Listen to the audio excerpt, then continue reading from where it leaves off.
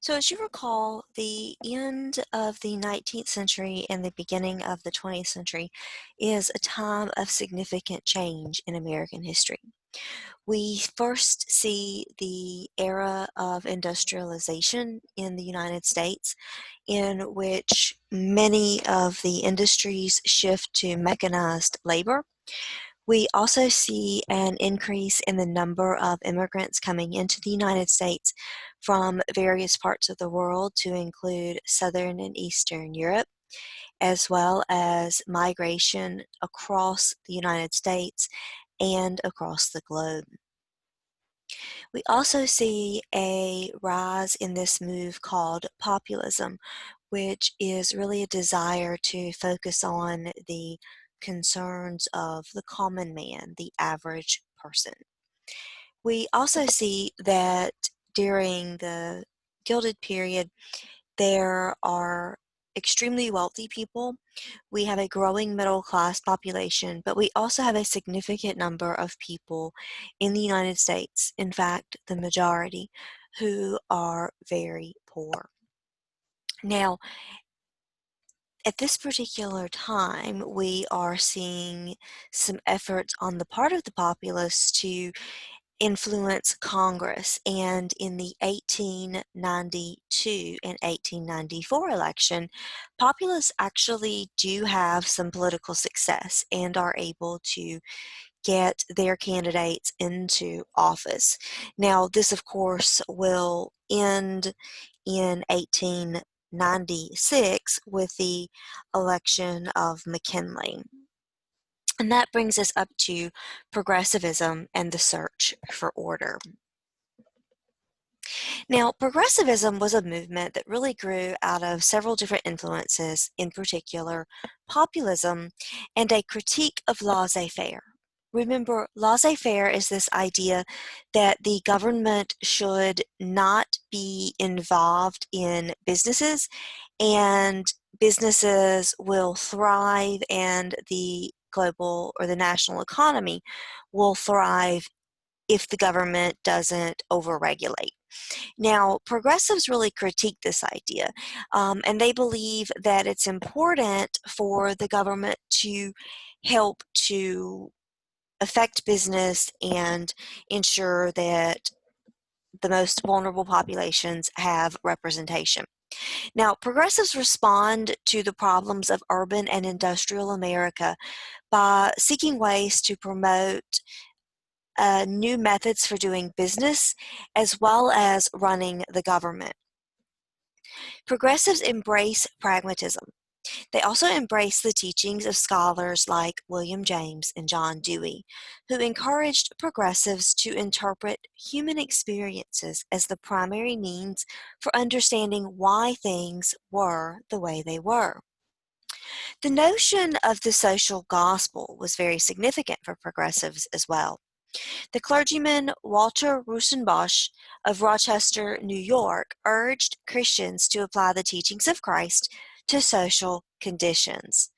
Others fused religious teachings with rationalism in the gospel of scientific efficiency. So the idea was truly that the way that Jesus would treat people is how those in society should treat people, in particular, those with prominence and wealth. Key to the emerging progressive movement were members of a new middle class that had developed in the age of industrialization. Remember, these are white-collar workers, managers, engineers, and social workers who had partaken in clubs and other associations that were opportunities for social and intellectual conversation and expression.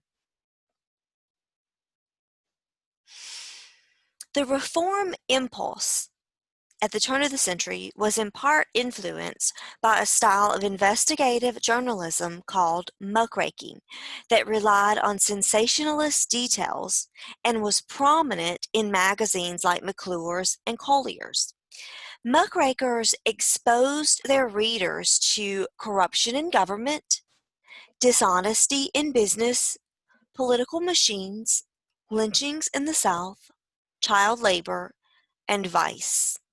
Prominent muckrakers were Ida Tarbell, Lincoln Steffens, and Ida B. Wells.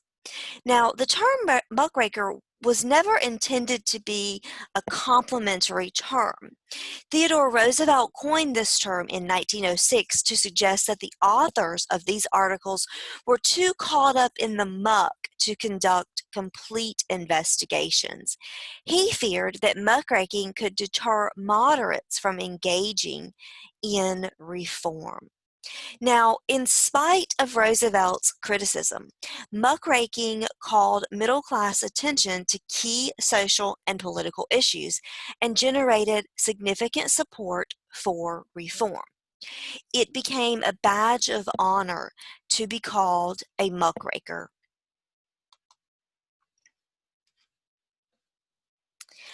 In 1898, Jane Addams and Ellen Starr founded Hull House, which was a Chicago settlement modeled after Tybee Hall, which was a settlement in London that spurred a generation of young women into progressive action. These were college-educated women who used their settlement houses as an opportunity to work directly in immigrant communities, providing residents with access to recreation, education, and social activities. Settlement house work appealed to women in part because it represented the notion of civic housekeeping, in which women protected their homes by working to effect change in the broader community, thus insulating their families from the problems of industrialization by attempting to tackle the root cause of those problems. So these are college-educated women. They are middle-class and wealthy women who believe that if they help these immigrant women in poor communities learn to be good wives and mothers and citizens, then they will rear better children and crime will decrease. Women's clubs, initially established to provide social and intellectual outlets for educated middle-class women, proved to be an important source for settlement houses. By 1900, these clubs had branched out into political lobbying and campaigning for reform. Now, even though women do not have the legal right to vote in most parts of the country at this particular time, women are engaging in political action by lobbying and by advocating for reform. Segregation was a fact of life in women's club circles, as in many other aspects of the turn of the century life. And so middle-class African American women formed their own clubs that focused on the social and economic improvements that were necessary to help poor Black women.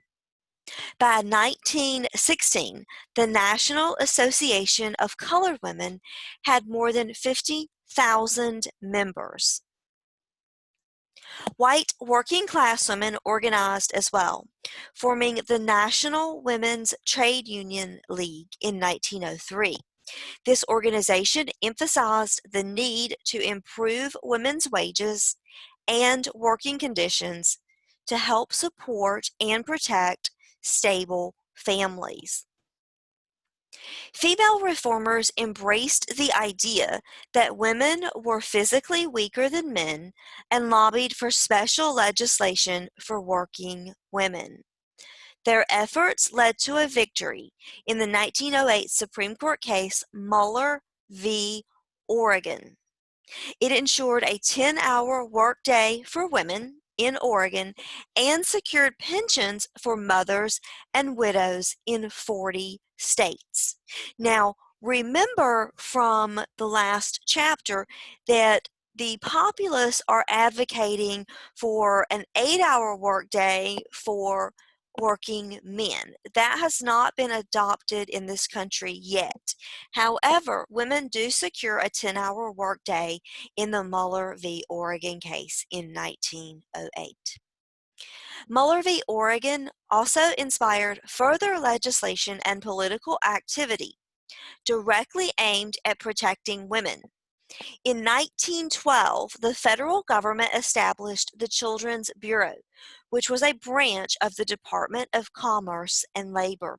Remember those tenement factories, tenement situations in large cities like Chicago, different mills and industries across the entire country employ younger children than they had in the past. If you recall from the Triangle Shirtwaist Factory website, some of those children appear to be as young as 6 and 8. Now, the Children's Bureau was led by Julia Lathrop, and it used sociological data to draw support for social welfare measures. In 1916, it was instrumental in pushing through a short-lived law that barred children under the age of 14 from working. In 1921, the Bureau supported the Shepard-Towner Act, which allowed nurses to provide information about infant care to mothers. Though much of the legislation and progressive efforts in this time period focused largely on protecting women, some women, including Charlotte Perkins Gilman, criticized this protective legislation, arguing that women were not naturally inferior to or distinct from men, and that women should have economic independence. The anarchist Emma Goldman embraced Gilman's analysis, arguing that middle-class marriage was an oppressive institution because it forced women to accept inferiority. And the number of other women followed suit, embracing radicalism and feminism rather than the more moderate mode of this particular reform. So many women are conflicted. Some believe that women are naturally inferior to men and that they should have different standards of work and different work days. Other women believe that there is no distinction between men and women and that they should not be treated any differently.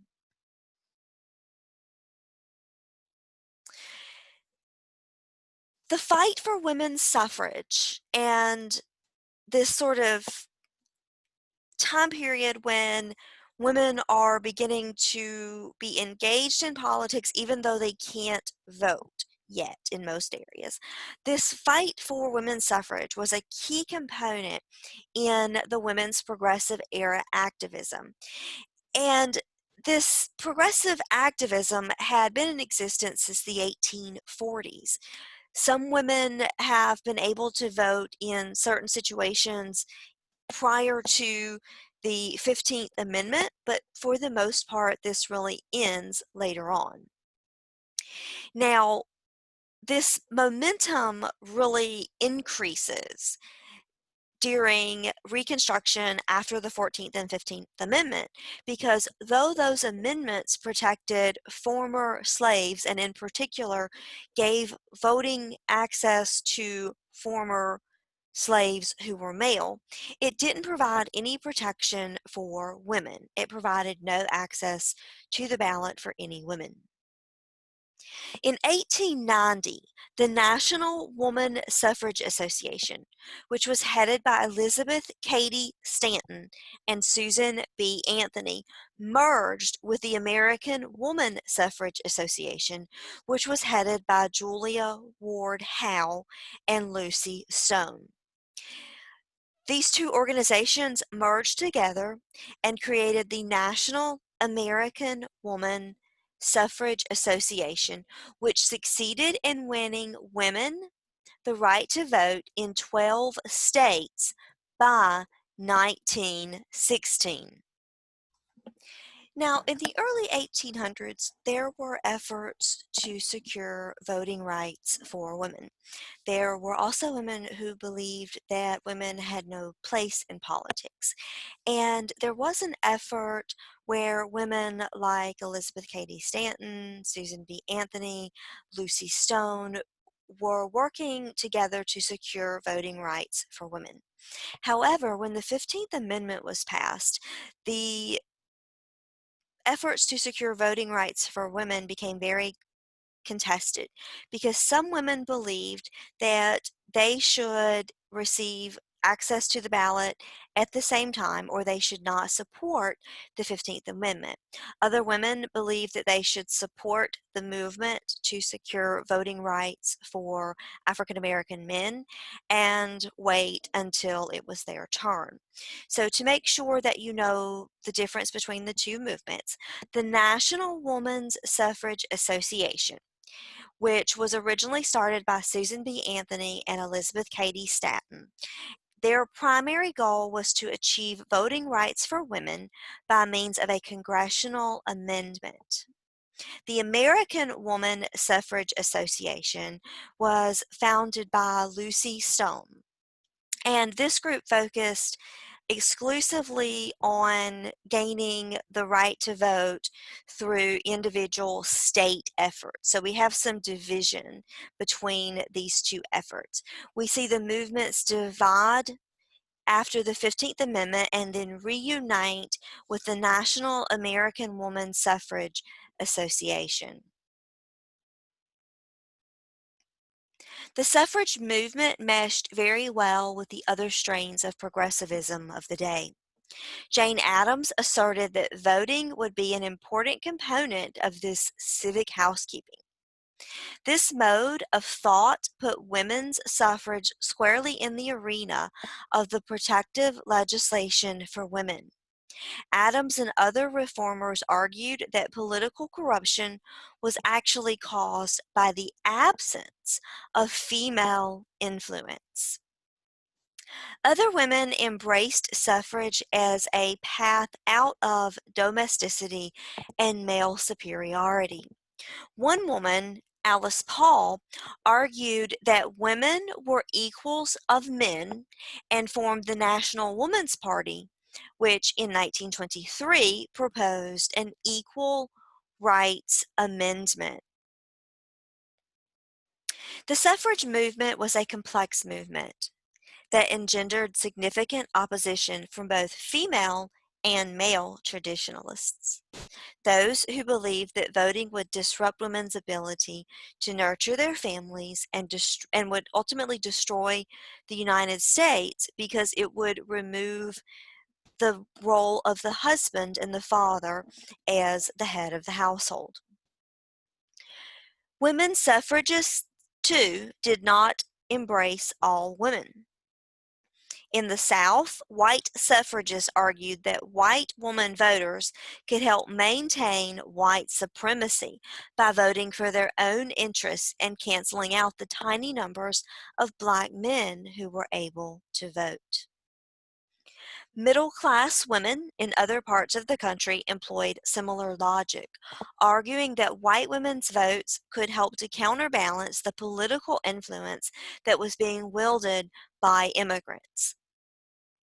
Black women mobilized their own right to vote, with some arguing that voting rights would help protect Black women against sexual assault.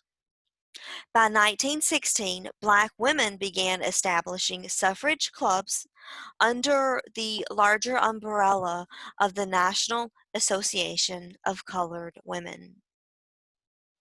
The campaign for women's suffrage was not exclusive to the United States.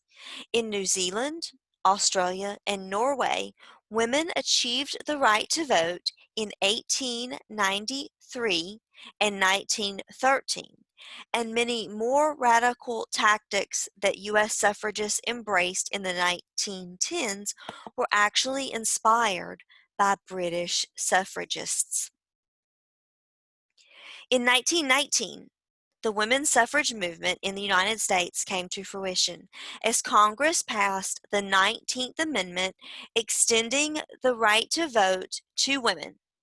This amendment was ratified by the states the next year in 1920. If you take a moment and look at the map, you will see that by 1918, women in the states that are in purple do not have access to the ballot.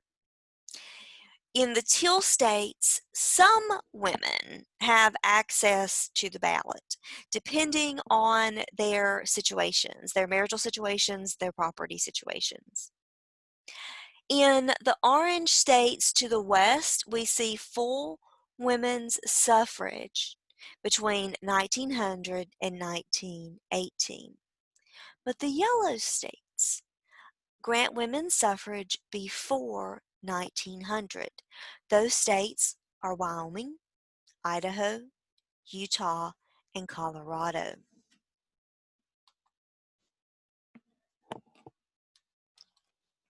The issue of women's suffrage in the South raises the complex role of race in progressivism. In the late 19th century, as progressivism was on the rise, the South increasingly restricted Black voting rights and implemented regional segregation. In addition to confronting the systemic restrictions placed on them, African Americans also confronted vehement anti-Black violence, including race riots in places like Wilmington, North Carolina, Springfield, Illinois, and Tampa, Florida. At the same time, there was a spike in lynching.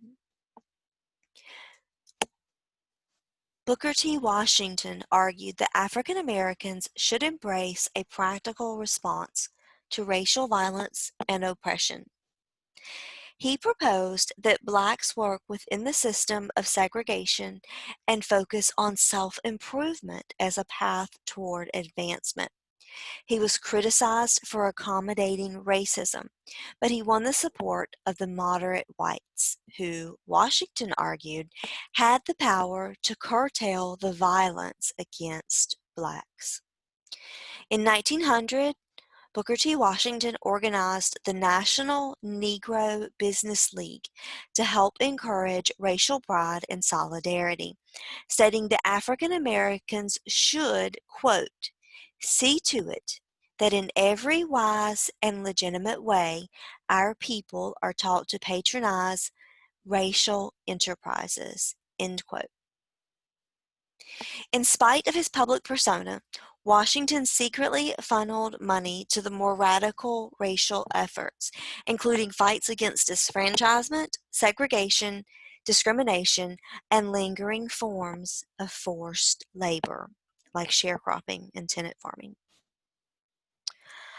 Other African American leaders took on a much firmer position of towards segregation.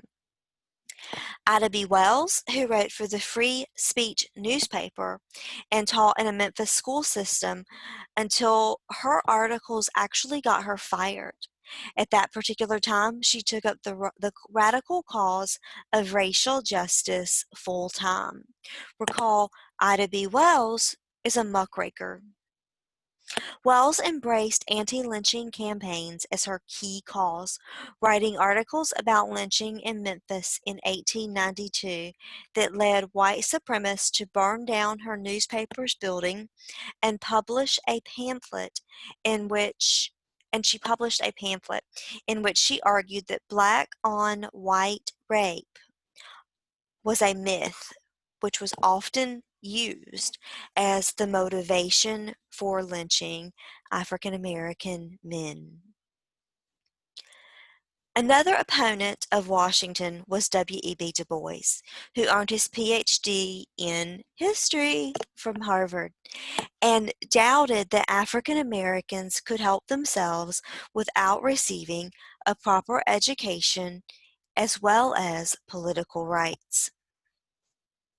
In 1903, Du Bois published The Souls of Black Folk, in which he argued in favor of a liberal arts education for blacks as a way to develop the talented 10th, which would be an elite group of black leaders who could help to uplift the African American masses.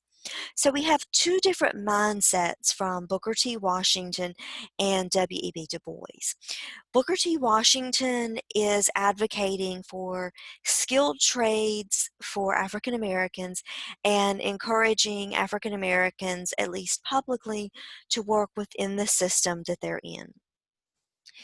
W.E.B. Du Bois argues for a liberal arts education to teach African Americans to think critically, to ask tough questions, to make arguments, to have a stronger education, and to be able to engage more fully in politics. Now, W.E.B. Du Bois was also the founder of the 1905 Niagara Movement, which was an organization that pushed for voting rights for blacks and an end to segregation. But in 1909, this group was plagued by a lot of internal conflict. The same year, Du Bois became part of the emerging National Association for the Advancement of Colored People.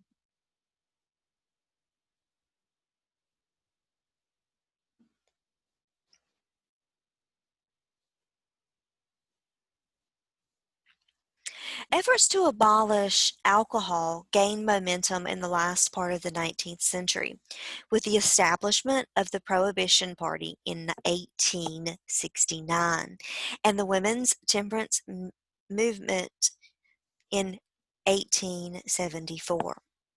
Now, in 1879, Frances Willard took on the leadership of this Women's Christian Temperance Union and promoted temperance as a component of a broader social reform.